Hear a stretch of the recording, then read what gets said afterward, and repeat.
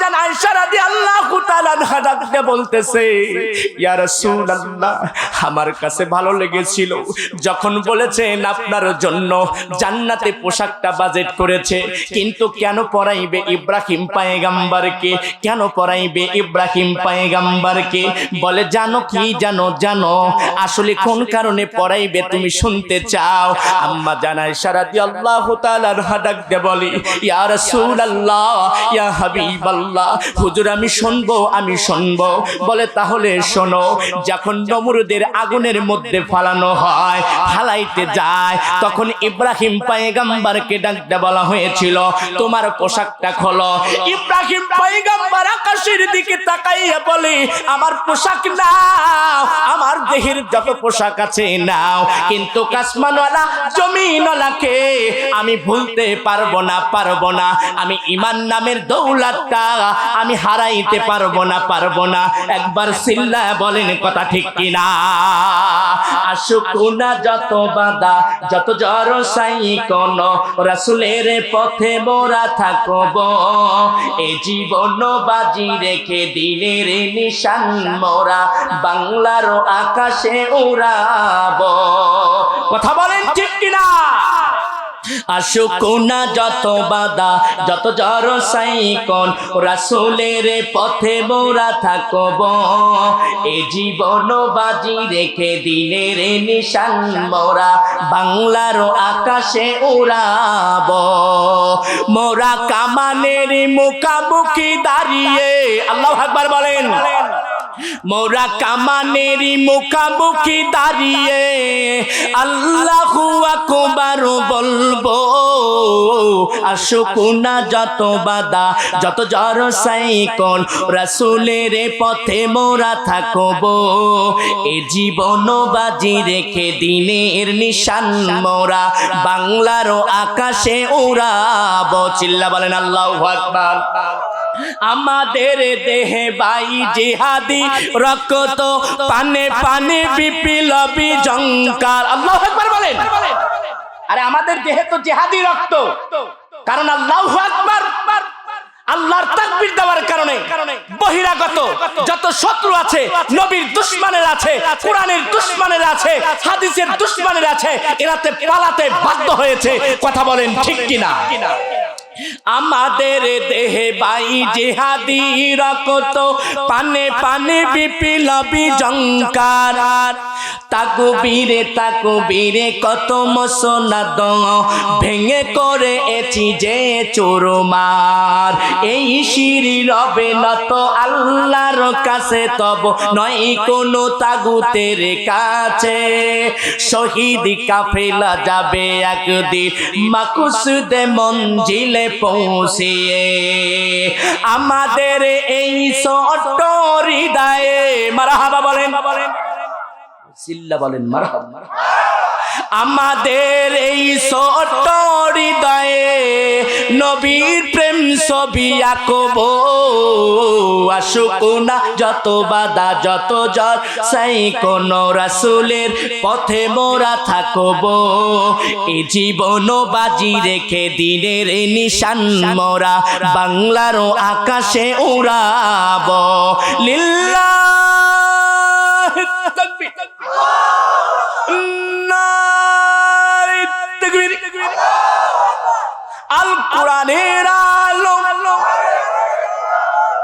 তামাম পৃথিবীতে জ্বলো। তার মানে খালি ঘরে জ্বলায় লাভ নাই, পার্লামেন্টে জ্বলায়ও লাভ নাই। কথা বলেন ঠিক কিনা? সকল জায়গায় জ্বলতে হবে। আল কোরআনের আলো, আল কোরআনের আলো, সকল জায়গায় জ্বলো। আল কোরআনের আলো, লিল্লাহি তাকবীর। ভয় আছে? আর কি এই ভয় আছে যে সিরাজগঞ্জ মাহফিল করতে গেছি আর অমনি বাধা? যখনই জিহাদি গজল টান দিছি তখনই চেয়ারম্যান দ্বারা করলো যে মাহফিল বন্ধ। আর কি সেই ভয় আছে? কথা বলেন আছে? নাই। বন্ধুগণ আমার লক্ষ্য করেন, খেয়াল করেন, এবার আম্মা জান আয়েশা রাদিয়াল্লাহু তাআলা আনহা ডাক দিয়ে বলে, নবী গো, বলেন না তাহলে কেন এই পোশাকটা পাইবে, জান্নাতের পোশাক? ঘটনা মনে আছে? এবার ডাকতে বলে এই পোশাকটা পাবে কোন কারণে? দেখো, যখন নমরুদের আগুনে ফালানো হয়, নমরুদের লোকজন বলে তোমার পোশাকটা খুলে ফেলাও। ইব্রাহিম পয়গম্বর ডাকতে বলে, পোশাক লইবা, লও আমার পোশাক। এবার আমার জীবন লইবা, লও আমার জীবন। কিন্তু আমি মওলাকে ভুলতে পারবো না, কিন্তু আমি ঈমান নামের দৌলতটা আমি আগুনে পুরাইতে পারবো না। আগুনকে ভয় করি না, নমরুদের আগুনকে ভয় পাই না। মাস্টার সাহেব উপরে আসেন। নমরুদ বলে যে আসলে আগুন দেখো তোমার সামনে কিন্তু উত্তপ্ত করে এরম ভাবে জ্বলতেছে, আসলে এরম ভাবে তোমাকে কিন্তু এরম ভাবে আগুনের মধ্যে দেওয়া হবে। এখনো সময় আছে, ওই আল্লাহর একত্ববাদ ছেড়ে দাও, তাওহীদটা ছেড়ে দাও, কালেমাটা তুমি ছেড়ে দাও, কোরআনের আন্দোলনটা ছেড়ে দাও। কিন্তু আসলে ইব্রাহিম পয়গম্বর ডাকতে বলে, জীবন চলে যাবে, প্রাণ চলে যাবে, আমি ওই এক আল্লাহর একত্ববাদ আমি ছেড়ে দিতে পারবো না। সিল্লা বলেন কথা ঠিক কিনা? আমি পারবো না। এবার সড়কের রশিটা বাবা আজর ঘুরায়। সবচেয়ে বড় কষ্ট, সবচেয়ে বড় দুঃখ, ইব্রাহিম পয়গম্বরকে আগুনে দিতে চায় নমরুদ, কিন্তু সড়কটার রশিটা ঘুরায় হলো তার পিতা আজর, তার মানে সহযোগিতা করতেছে। বাপও ইব্রাহিমের পক্ষে নাই, তারপরেও আর তার কোমরের লোকগুলো তার কমনতে নাই, তারপরে তার আয়ত্তের মধ্যে নাই। বাবাই যেহেতু আগুনের মধ্যে ঠেলে দেয়, এখনো অনেক ধরনের পিতা আছে, পিতা নামাজ পড়ে কিন্তু সন্তানদেরকে নামাজের তাকিদ দেয় না। কথা বলেন? তাহলে এর ছেলে বড় জাহান্নামে পাঠাইতেছে এই পিতা মাতা। কথা বলেন? আজর যদি ঘুরাইতে পারে এই সড়কটা দড়িটা ধরিয়া, এই ইব্রাহিম পয়গম্বরের পিতার নাম হলো আজর, যদি ঘুরাইতে পারে, ইব্রাহিমকে আগুনে ফলাইতে চায়। যারা আজ বাংলার জমিনের উপরে এমনও পিতা মাতা আছে, তারা নামাজ পড়ে কিন্তু সন্তানদেরকে নামাজের তাকিদ দেয় না, নামাজের কথা বলে না। তার মানে ওই নমরুদের মতন আগুনে ফলাইতে চায়। কেমন করে? বলে সে একা জান্নাতে গেলে হবে না, তার সন্তানদেরকেও নিয়েও জান্নাতে যাইতে হবে। কিন্তু আজর আগুনের ভিতরে ফলাইতে চায় ইব্রাহিম পয়গম্বরকে। আর ইব্রাহিম পয়গম্বর বলে, মালিক গো, আমার আল্লাহ, সবচেয়ে বড় দুঃখ লাগলো, বড় কষ্ট লাগলো, আমার পিতাও আমাকে আগুনে ফলাইতে চায়। কথা বলেন? এর সামনে কি আর বাঁচার উপায় আছে? ওই সময় যদি পিতা বলতো যে আমার সন্তানকে আগুনে ফেলায়ও না, তাও বাঁচানোর মতন একটা পথ ছিল, ঠিক কিনা? কথা বলেন? বন্ধুগণ আমার, লক্ষ্য করেন, খেয়াল করেন বাজান। এবার সুন্দর করে ডাক দে বলে, ইব্রাহিম পয়গম্বরকে জিজ্ঞাসা হয়েছিল, ইব্রাহিম পয়গম্বর তুমি বলো তোমার জীবনের সবচেয়ে আনন্দ মুহূর্ত কোন জায়গায় কেটেছে, তোমার কাছে সবচেয়ে ভালো সময়টা কোন জায়গায় কেটেছে? ইব্রাহিম পয়গম্বর ডাক দিয়ে বলে, ও সকল লোকগুলো, আমার কওমের লোকগুলো, তোমরা শোনো, আমার কাছে সবচেয়ে সুন্দর সময়টা ছিল, আমার কাছে সবচেয়ে ভালো লেগেছিল কোন জায়গায় জানো? জানো জানো নমরুদের আগুনের মধ্যে সবথেকে আমি আরামে ছিলাম, সবথেকে শান্তিতে ছিলাম, সবথেকে আরামে ছিলাম, শান্তিতে ছিলাম। এবার ইব্রাহিম পয়গম্বর ডাক দিয়ে বলে, কওমের মানুষগুলো শোনো, শুধু একদিন নয়, 2 দিন নয়, 40 দিন পর্যন্ত আমাকে নমরুদের আগুনের মধ্যে রেখেছিল। আল্লাহ তখন ডাক দিয়ে বললেন, ইব্রাহিম পয়গম্বর তুমি হলো আমার বন্ধু, মনে রাখো, মনে রাখো, তুমি ওই নমরুদের আগুন দেখতেছো, কিন্তু আগুন নয়, আগুন নয়, নয় গরম, নয় ঠান্ডা, আমি তোমার জন্য বানাইছি দেখালা, তুমি প্রবেশ করবা, ওটাই হলো জান্নাত। জান্নাত। আরে তুমি মনে করতেছো আগুন, আগুন না, ভয় নাই, পরীক্ষা তো আসবেই। কথা বলেন? আরে পরীক্ষা তো আসবেই। এবার আম্মা জান আয়েশা রাদিয়াল্লাহু তাআলা আনহা ডাক দিয়ে বলতেছে, নবী গো বলেন না তাহলে পোশাকটা জান্নাতের পোশাক কেন পরিধান করানো হবে? বলে উলঙ্গ করিয়া ইব্রাহিম পয়গম্বরের পোশাক খুলিয়া নমরুদের আগুনের মধ্যে ফেলে দিয়েছিল। ওই দিন মালিক আমার আল্লাহ ওয়াদা দিয়েছিল আমি সর্বপ্রথম জান্নাতি পোশাকটা ইব্রাহিম পয়গম্বরকে আমার মাওলা আমার আল্লাহ পরিধান করাইবে। একবার কি জবান খুলে বলা যায় না মারহাবা? আমরাও তো জান্নাতে যাইতে চাই, আমরাও তো জান্নাতের পোশাক পরতে চাই। যদি জান্নাতে যাইতে চাই তাহলে জান্নাতের কাজ করতে হবে। কথা বলেন।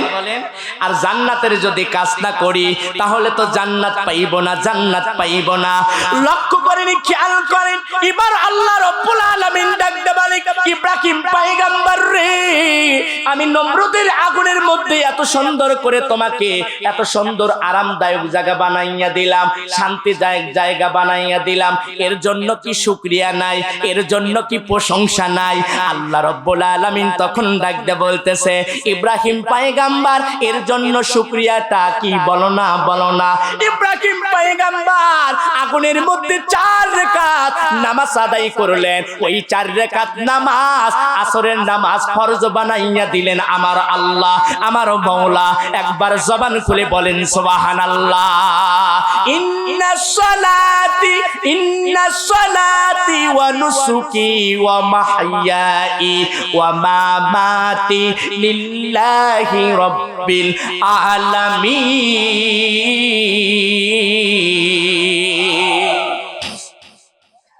আরে নামাজ, ইন্নাস সালাতি তোমার নামাজ, লা সালাতা ঈমান না। যার নামাজ নাই তার ঈমান নাই, যার নামাজ না তার ঈমান নাই। বলতে পারেন হুজুর ঈমানটা হলো একের মতন। এক যখন লিখবেন সুন্দর করে আপনি ডাইনে একটা শূন্য দিবেন, আর শূন্য দেওয়ার সঙ্গে সঙ্গে 10 হয়ে যাবে, আর একটা শূন্য দিবেন 100 হয়ে যাবে।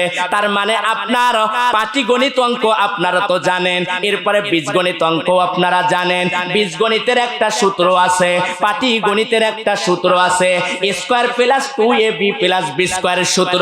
যদি না জানা যায় তাহলে বীজগণিত অঙ্ক করা যায় না। পাটিগণিতের একটা আপনার সূত্র আছে, সূত্র যদি না জানা যায় তাহলে অঙ্ক করানো যায় না। তেমন করে প্রথম আপনি একটা 1 লেখার পরে একটা শূন্য দিয়ে গেলেন, 10 হয়ে গেল। এরপরে আর একটা শূন্য দিয়ে গেলেন, 100 হয়ে গেল। আর একটা শূন্য দিলেন, 1000 হয়ে গেল। আর মনে করেন একই নাই, তাহলে আপনি ডাইনে যদি বরাবর যদি এখান থেকে উল্লাপাড়া পর্যন্ত শূন্য দেন, এই শূন্যর কোনো দাম নাই। সিল্লা বলতে হবে, কথা ঠিক কিনা? তার মানে এক হলো ঈমান। আর ঈমান যদি বাঁচাইতে চাও, লা সালাতা তার মানে যার নামাজ নাই। আর ইন্নাস সালাতি যার নামাজ আছে তার ঈমান আছে। ঈমান বলো কেমন দৌলত, ঈমান হলো আল্লাহ পাকের হুকুম। বলে ঈমানটা কেমন একটা বস্তু, ঈমানটা কেমন দেখা যায়। এ চরবর্ধন গাছার বাজানরা আমার মা বোনেরা লক্ষ্য করো, খেয়াল করো, তাহলে কেমন করে ঈমান বাঁচানো যায়। আজ বাংলার জমিনের উপরে, আমার বাংলার জমিনের উপরে আমি মনে করব আপনার দলকে কেউ গালি দিলে এটা মেনে নেওয়া যায়, আপনার দলকে কেউ গালি দিয়েছে এটা মেনে নেওয়া যায়। কেমন করে আমি বুঝাইতে চাচ্ছি, আরো সুন্দর করে একটু ক্লিয়ার করে দেয়। আমরা আমলিকের বিপক্ষে একজন কথা বলেছে, দুঃখ নাই। বিএমপির বিপক্ষে কথা বলেছে, দুঃখ নাই। জামাতের বিপক্ষে কথা বলেছে, দুঃখ নাই। জাতীয় পার্টির বিপক্ষে কথা বলেছে, দুঃখ নাই। কিন্তু বাংলার জনতা কখনো ছেড়ে দিবে না। আমার নবী, মায়ার নবী, দয়ার নবীকে যদি কেউ কটূক্ত করে, কেউ যদি গালি দেয়, বাংলার 1 নয় 2 নয় 18 কোটি মানুষ তাওহীদি জনতার রক্ত থাকা পর্যন্ত কখনো ছাড় দিবে না। সিল্লা বলেন, কথা ঠিক কিনা? এ জবান খুলে বলেন ঠিক কিনা? মানি না, মানব না, মানতে পারি না। বলা যাবে? আওয়াজ দিয়ে বলবেন, বলেন। মানি না, মানব না, মানতে পারি না আল্লাহ রাসূলের অবমাননা। মানি না, মানব না, মানতে পারি না আল্লাহ রাসূলের অবমাননা। অবমাননাকারীরা রক্ষা পাবে না। কথা বলেন ঠিক কিনা? আরে বাংলার জমিনের উপরে আমার নবীকে নিয়ে হেনস তেনস অনেকেই গালি দিয়েছে। অনেক নাস্তিকের বাচ্চারা আমার নবীকে নিয়ে কটূক্ত করেছে, আমার নবীকে গালি দিয়েছে, আমার নবীকে এরকম ভাবে আযান নিয়ে কটূক্ত করেছে, কোরআন নিয়ে কটূক্ত করেছে। বাংলার জমিনে এটা হতে দেওয়া হবে? এক কথা বলেন, হতে দেওয়া হবে? আর হতে দেওয়া যাবে না। কারণ কোরআনুল কারীমের একমাত্র জামাতের কোরআনুল কারীম, আমলিকের কোরআনুল কারীম, আর পরে হলো আপনার বিএনপির কোরআনুল কারীম, জাতীয় পার্টির কোরআনুল কারীম। এক নয়, দুই নয়, বাংলার টোটাল জনতা মুসলিম কান্ট্রির হলো কোরআনুল কারীম। এই কোরআনুল কারীম নিয়ে যদি কেউ কথা বলে তাহলে অতি সহজে ছাড় দেওয়া হবে না। যত কথাই বলুক দুঃখ নাই, কিন্তু আমার নবীর বিপক্ষে, আমার নবীকে যদি আর একবার কোনোদিন গালি দেওয়া হয়। আমি দেখলাম গতকালকের একটা ঘটনা, একটা মাওলানা সাহেবকে মারা হয়েছে ভিজিট নেওয়ার কারণে। 60,000 টাকা ভিজিট নিয়েছে। ফোন দিয়ে বলতেছে, ভাই 50,000 টাকা যদি আপনি আমার অ্যাকাউন্টে যদি আপনি লিখিতবদ্ধ না করেন তাহলে মাহফিলে পৌঁছবো না। এরপরে তাকে আঘাত করা হয়েছে, মারা হয়েছে। আমি তখন সূত্রপাতে বলছি ঠিকই করেছে, কেননা বাজেট কিতভাবে মাহফিল করেছে এ আসপর্দা তোমাকে দিয়েছে কে? কথা বলেন।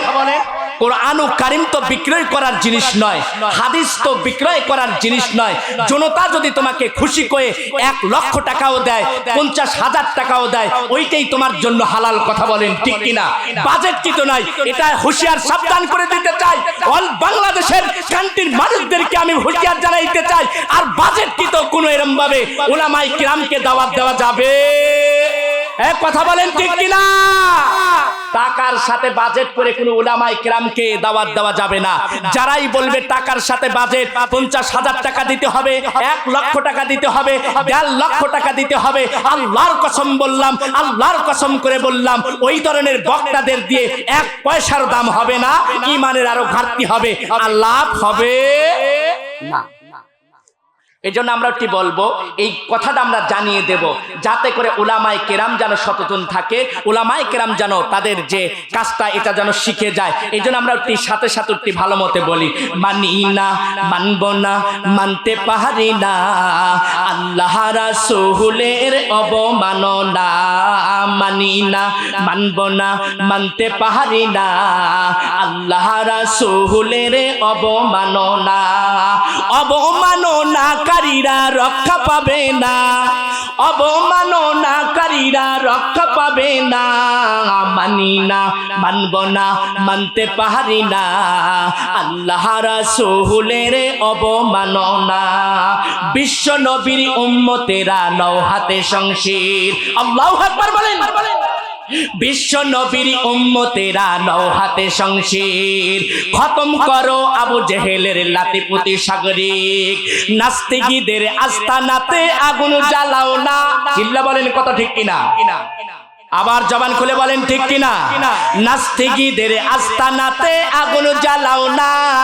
মানি না, মানব না, মানতে পারি না আল্লাহ রাসূলের অবমাননা। বাংলার বীর মুসলমান জেগে উঠেছে। কথা বলেন ঠিক কিনা? বাংলার বীর মুসলমান জেগে উঠেছে। লেজ গুটি দে নাস্তিকীদের পালাতে হবে, নইলে তাদের হবে শুধু কবর রচনা। মানি না, মানব না, মানতে পারি না আল্লাহ রাসূলের অবমাননা। একবার সিল্লা বলেন কথা ঠিক কিনা? বন্ধুগণ তখন সুন্দর করে 4 রাকাত নামাজ আদায় করলেন। চার রাকাত নামাজ যখন আদায় করলেন ইব্রাহিম পয়গম্বর আগুনের মধ্যে দিয়ে আল্লাহ রাব্বুল আলামিন ডাক দিয়ে বললেন, হাবিব আমার বন্ধু গো, ও ইব্রাহিম পয়গম্বর তোমার জন্য দেওয়া হলো 4 রাকাত। এই 4 রাকাত নামাজে যত গুনাহ সওয়াব হয়েছে আসর নামাজের তোমার আমল নামায় যোগ করা হয়েছে। যদি আখিরি নবীর উম্মতেরা, মদিনাওয়ালা কামলিওয়ালার উম্মতেরা যদি এই 4 রাকাত নামাজ আদায় করে, আসরের 4 রাকাত নামাজ আদায় করে, ইব্রাহিম পয়গম্বর যত সওয়াব পেয়েছে আখিরি নবী মদিনাওয়ালা কামলিওয়ালার উম্মতিরাও এত গুনাহ সওয়াব পাবে। একবার জবান খুলে বলেন সুবহানাল্লাহ। তাহলে আসরের নামাজ পড়া দরকার আছে কিনা? কথা বলেন আছে কিনা? খালি আসর পড়লে কি হবে? 5 ওয়াক্তই নামাজ পড়তে হবে। খালি আসর পড়লে হবে না। এক বক্তা ওয়াজ করে বলতেছে যারা বেনামাজি তারা জাহান্নামে যাবে। কথা বলেন, বলতেছে যারা বেনামাজি জাহান্নামে যাবে। এরপরে ওয়াজ করে বলতেছে যারা বেনামাজি তারা হলো কাফের। ব্যক্তি গুনার লেগে গেছে, কেন তাহলে আমরা নামাজ পড়তে এসেছি আমাদের কেন কাফের বলে? এমন একটা অবস্থা হয়ে গেছে, বক্তার উপর আক্রমণ চালাবে। আর তখনই বক্তা সুন্দর করে ডাক দিয়ে বলতেছে আপনারা কেন এত খেপেন? কেন আপনারা এত মনের ভিতর খারাপ নেন? কেন এত আপনাদের উপরে হিংসা? কেন আমার উপরে আপনাদের রাগ? আপনারা কি ঈদের নামাজও পড়েন নাই? বলে হ্যাঁ তা তো পড়ছি। বললাম যারা জীবনেও নামাজ পড়ে নাই, যারা বেনামাজি তারা কাফের, আমি তাদের কথা বলছি। ঈদের নামাজ যদি পড়ে থাকো তাহলে তোমাদের আর কোনো ভয় নাই। এবার মাওলানা সাহেব ডাক দিয়ে বলে এবার তো বাঁচা গেল। ওরে আসল কথা কেউ বলে না, ওরে সুযোগ পেলে তা না না না, ওরে সোজা পথে কেউ যাবে না, ওরে সুযোগ দেখলে তাল বাহানা। জবান খুলে বলেন কথা ঠিক কিনা? বন্ধুগণ আমার ইব্রাহিম পয়গম্বর ডাক দিয়ে বলতেছে, আমার আল্লাহ ডাক দিয়ে বলেন ইব্রাহিম পয়গম্বর রে তোমাকে এত শান্তির মধ্যে রাখলাম, এত ভালো জায়গার মধ্যে রাখলাম, নমরুদের আগুনের মধ্যে রাখার পরেও জান্নাত পাইলা, নমরুদের আগুনের মধ্যে থাকার পরেও তুমি শান্তিতে ঘুমাইলা। 1 নয় 2 নয় 40 দিন পর্যন্ত তুমি থাকলা। ইব্রাহিম পয়গম্বরের ভাষায় তিনি বলে 40 দিন আমি যত আরাম পেয়েছি, 40 দিন যত আমি আরাম পেয়েছি, শান্তি পেয়েছি, আমি আর কোথায় এরকম শান্তি আমার আল্লাহ আমার মাওলা লেখে নাই। সিল্লা বলেন সুবহানাল্লাহ। নমরুদ দেখে আগুন, নমরুদের লোকজন গুনাও দেখে আগুন, কিন্তু ইব্রাহিম পয়গম্বর দেখে হলো জান্নাত। জান্নাতের নিজ নবদ গুনাহ শুরু হয়ে গেল। আজর ডাকতে বলে নমরুদ আমার সাথী ভাই রে, সন্তানকে নাবাইয়া দিলা আগুনের মধ্যে পুড়ে ছারখার হইয়া গেছে, আংরা হয়ে গেছে, আর খুঁজে পাওয়া যাবে না। আজর আর আফসোস করে না। এবার ইব্রাহিম পয়গম্বর আগুনের মধ্যে থেকে বলে ওগো আমার আল্লাহ, আমার মালিক গো, আমার মাওলা, আমার আব্বা বুঝতে পারে নাই, আমার বাবা বুঝতে পারে নাই, তাই নমরুদের সাথে এক হইয়া এরম ভাবে দড়িটা ঘুরাইয়া, সড়কের দড়িটা ঘুরাইয়া আমাকে আগুনের মধ্যে ফেলে দিয়েছে। ওগো মালিক তুমি জানি বেজার হইও না, তুমি যেন রাগ করিও না। ওগো আমার আল্লাহ, আমি সন্তান হয়ে বাবার জন্য দোয়া করি, আমার বাবাকে তুমি হায়াতের মধ্যে দৌলত দিয়ে দাও, আমার বাবাকে হেদায়েত নামের দৌলতটা দিয়ে দাও। আল্লাহ ডাকতে বলি ইব্রাহিম পয়গম্বর রে ভালো করে শুনে রাখো আমার বন্ধু, যখন আগুনটা জ্বালায়াছিল চতুর্দিকে নারীরা এরম ভাবে উলঙ্গ হইয়া লাছিল, এরপরে চতুর্দিকে নাস্তিকদের এরম ভাবে জয়গান হয়েছিল, এরপরে নাস্তিক লাগাইছিল নাচ গান, এরম ভাবে উলঙ্গ হইয়া মহিলাদেরকে পোশাক কিছুই ছিল না, যাতে করে ইব্রাহিম পয়গম্বরকে আগুনে ফালানো সহজ হয়। জিবরাইল আমিন ডাক দিয়ে বলতেছে ইব্রাহিম পয়গম্বর আল্লাহর নবী আপনাকে আমি সহযোগিতা করতে চাই, আমার এই ডানা দিয়ে বাড়ি দিয়া নমরুদের আগুনকে বিচ্ছিন্ন করতে চাই, নমরুদের আগুনকে আমি তাড়াইয়া দিতে চাই। এবার ইব্রাহিম পয়গম্বর ডাকতে বলে, জিবরাইল আমিন, ও জিবরাইল আমিন, আমি এমন একটা গোলাম, আমি এমন একজন আল্লাহকে স্বীকার করেছি, আমি একজন খোদার ইবাদত করি, আমি এমন একটা ইবাদত লাগাইছি, কুল হুয়াল্লাহু আহাদ, আমার আল্লাহ হলো এক, আমার ওই মাওলার আমি ইবাদত করি। জিবরাইল আমিন তুমি শুনে রাখো, ফেরেশতা তুমি শুনে রাখো, তোমার ডানার কারণে নমরুদের আগুন বন্ধ হইতে পারে, কিন্তু আমার ইরাদা, আমার মনের ভরসা, এই আগুনকে নিবানের জন্য আমার আল্লাহই যথেষ্ট, আমার মাওলাই যথেষ্ট। একবার চিৎকার দিয়ে বলেন মারহাবা।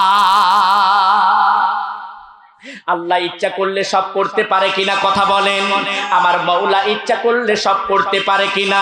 এবার লক্ষ্য করেন, খেয়াল করেন, এবার যখন সেই মনটা উজাড় করিয়া দিলেন, মনটা পানটা উজাড় করে দিলেন, এবার ইব্রাহিম পয়গম্বর যখন ডাকতে বলি, দুনিয়ার মানুষটা চিন্তা করে রাখো, দুনিয়াতে মেলা ধরনের এরম ভাবে নমরুদ আছে, এরম ভাবে ফেরাউন আছে, এরা ইসলামের ক্ষতি করবে, এরা কোরআনের বিপক্ষে কথা বলবে, এরা নবীকে গালি দিবে, তোমরা ভয় করিও না। এ নবীর উম্মতেরা, ওই আখিরি নবীর উম্মতেরা যারা বলো ওরা ফানা লাকা যিকরা, যার ইজ্জতটা সম্মানটা আমার আল্লাহ বাড়াইয়া দিয়েছে, যারা বলো আলাম তারা কাইফা ফাআলা, তোমরা কি জানো না ওই কাবা ঘরকে ভাঙার জন্য এসেছিল আব্রাহা, ওই আব্রাহার কি অবস্থা হয়েছিল তোমরা কি জানো না। তয়রান আবাবিল, আমি আল্লাহ সবথেকে ছোট একটা পাখি দ্বারা আমি বাচ্চা আব্রাকে ধ্বংস করে দিয়েছিলাম। এই ইব্রাহিম পয়গম্বর তুমি জানিয়ে দাও, জানিয়ে দাও, যারা দুনিয়ার আগুন দেখে ভয় পায়, যারা দুনিয়ার এরম ভাবে ফেরাউন মার্কা মানুষ দেখে ভয় পায়, যারা নমরুদ মার্কা মানুষকে দেখে ভয় পায় না, তাদের এরম ভাবে ঈমানটা বেঁচে রাখা যাবে না, যাবে না, যাবে না। আর যারা দুনিয়ার উপরে কোরআনের পথে থাকবে, আল্লাহ আল্লাহ রাসূলের কাজ করবে এবং সাহাবায়ে ইকরামের মতে চলবে এবং হাদিস অনুযায়ী জীবনটা গঠন করবে, তাদের কোনো ভয় নাই, ভয় নাই, লা খাউফুন, তাদের ভয় নাই কোথায়, লা খাউফুন আলাইহিম ওয়ালা হুম ইয়াহজানুন, আমি আল্লাহ তাদের কবরে হাসরে ফুলসুরাতে মিজানে কোনো জায়গায় ভয় নাই, ভয় নাই। সিল্লা বলেন কথা ঠিক কিনা? ভয় আছে কি? কথা বলেন, ভয় নাই, ভয় নাই। লক্ষ্য করেন আল্লাহ রাব্বুল আলামিনের আহারে এমন একজন নবীর আমি কথা বলবো বাজান, যিনি হলেন অর্ধ জাহানের খলিফা হযরত ওমর রাদিয়াল্লাহু তাআলা আনহু। উনি ডাক দিয়ে বলতেছে, আমি আজকে কোরআন দেখতে চাই, আমি জীবন্ত কোরআন দেখার জন্য আমি বাহির হয়ে গেলাম। মারহাবা বলেন। ইব্রাহিম অর্থাৎ হযরত ওমর রাদিয়াল্লাহু তাআলা আনহু ডাক দিয়ে বলতেছে, আমি জীবন্ত একটা কোরআন দেখার জন্য আমি ইচ্ছা প্রসঙ্গ করতে চাই, আমি চাই একটা কোরআন দেখার জন্য। হযরত ওমর বাহির হয়ে গেলেন একটা জীবন্ত কোরআন দেখার জন্য। লক্ষ্য করেন, খেয়াল করেন বাজান, আমার দিকে আপনারা লক্ষ্য করেন, খেয়াল করেন, এটা হলো কোরআনুল কারীমের মাহফিল, এটা হলো জান্নাতের বাগিচা। যুবকরা, সোনার যুবকরা কোরআনুল কারীমের মাহফিল দিয়েছে, এই জন্য যতই বাধা আসুক না কেন আজকে আমরা কালেমার পতাকা উড়াইব, কালেমার জাগরণের কথা বলবো। এই জন্য আমরা মনে মনে একটা কথা বলতে চাই, আজ কাল পরশু হোক আসবে রে বিজয়, একদিন আসবে রে বিজয়। কথা বলে, আজ কাল পরশু হোক আসবে রে বিজয়, একদিন আসবে রে বিজয়। কালেমার সঙ্গীত হাতে নিয়ে বাদার সাগর পাড়ি দিয়ে, কালেমার সঙ্গীত হাতে নিয়ে বাদার সাগর পাড়ি দিয়ে এগিয়ে যেতে নেই কোনো ভয়। আজ কাল পরশু হোক আসবে রে বিজয়, একদিন আসবে রে বিজয়। চিল্লা বলেন কথা ঠিক কিনা? চলো গানে আর চলো গানে সকলকে ডেকে যাই, চিল্লা বলেন মারহাবা। চলো গানে আর চলো গানে সকলকে ডেকে যাই, এই পৃথিবীর আর কোথায় এই মিছিলের তুলনা নাই। যতই বাধা আসুক না কখনো পিছু হটব না, যতই বাধা আসুক না কখনো পিছু হটব না, কখনো পিছু হটব না। আমরা মুজাহিদ কুতুবায় আজকাল পরশু হোক আসবে রে বিজয়, একদিন আসবে রে বিজয়। সিল্লা বলেন ঠিক কিনা?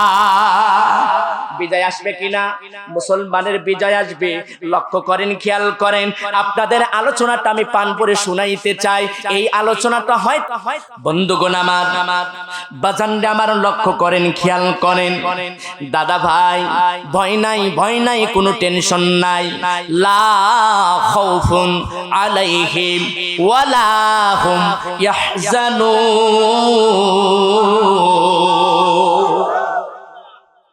আল্লাহ নিজেই বলে, বান্দারে ভয় নাই, ভয় নাই, কোনো টেনশন নাই।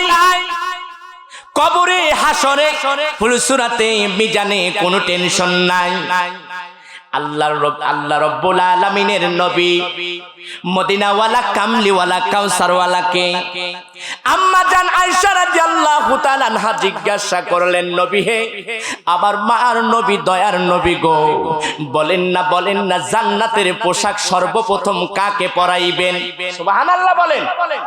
আচ্ছা, এটা ভালো কাজ কিনা কথা বলেন? মানে দ্বীনের পথে যেন এগিয়ে আসে, এই কাজ জন্য বললেন। আম্মা জান আয়েশা রাদিয়াল্লাহু তাআলা আনহা ডাকতে বলতেছে, নবী হে, আপনি কি বলবেন সর্বপ্রথম জান্নাতের পোশাক পরিধান করাবে কাকে? সুবহানাল্লাহ। অনেক তো নবী আছে, অনেক তো সাহাবায়ে কেরাম আছে, অনেক তো তাবে তাবিন আছে, অনেক তো বড় বড় আল্লাহর ওলি আছে, এরকম ভাবে আপনার সিদ্দিকিন, সালিহিন, পীর আউলিয়া আছে। আসলে আল্লাহ, ওগো আল্লাহর নবী, ওগো মদিনাওয়ালা, ওগো কামলিওয়ালা আপনাকে তো বলেছে ওয়ারাফা'না লাকা যিকরা, আপনার মান, সম্মান, ইজ্জত বাড়িয়ে দিয়েছেন, আপনার নামটা রেখেছেন আসমানে আহমদ, আর জমিনের মানুষগুলো চিনবে মুহাম্মদ বলে। নবী গো, আপনি বলেন না কাকে সর্বপ্রথম জান্নাতি পোশাক পরায়া দিবে? সুবহানাল্লাহ। আম্মা জান আয়েশা রাদিয়াল্লাহু তাআলা আনহা ডাকতে বলে, ইয়া রাসূলুল্লাহ, ইয়া হাবিবাল্লাহ, হুজুর গো, বলেন না, বলেন না, কাকে জান্নাতে সর্বপ্রথম পোশাক পরায়া দিবে? নবী আমার ডাকতে বলে, আয়েশা রে, শুনবারে? বলে, হ্যাঁ হ্যাঁ আমি শুনবো। বলে, শোনো তাহলে, সর্বপ্রথম আমাকে জান্নাতি পোশাক পরায়া দিবে। সুবহানাল্লাহ বলেন। আম্মা জান আয়েশা আনন্দিত হয়ে গেলেন, খুশি হয়ে গেলেন। আচ্ছা বলেন তো, যদি বলতো যে আসলে জান্নাতি পোশাক পরায়া দেওয়া হবে সর্বপ্রথম হলো আবু বকর, তাহলে কিন্তু আম্মা জান আয়েশা অত খুশি হইতেন না। এরপরে যদি বলতো ওমরকে, অত খুশি হইতো না।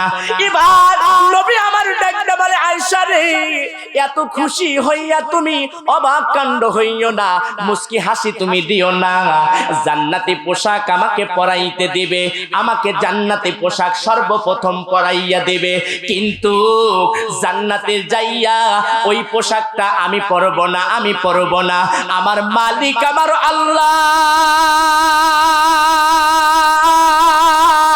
ইব্রাহিম পয়গম্বরকে পরাইয়া দিবে, পরাইয়া দিবে। একবার সংকার দে বলেন।